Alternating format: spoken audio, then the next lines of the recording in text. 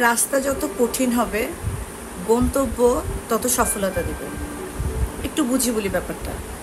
আপনি যত দ্রুত সফলতা পাবেন আপনার সাফল্য আপনাকে তত কম শান্তি দেবে।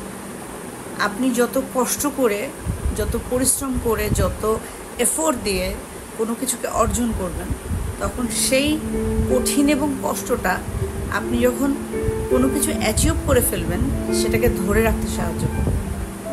সফল হওয়ার চেয়ে সফলতা ধরে রাখাটা কঠিন।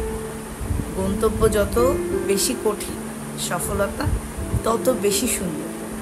আর এই সফলতার মধুর এনজয় করার জন্য, ভালো থাকার জন্য আপনাকে অবশ্যই একটা প্রপার প্ল্যানিংয়ের মাধ্যমে আগাতে হবে। কারণ কোনটার পর কোনটা কী করবেন, কিভাবে কি একটা স্টেপ বাই স্টেপ আপনাকে যেতে হবে।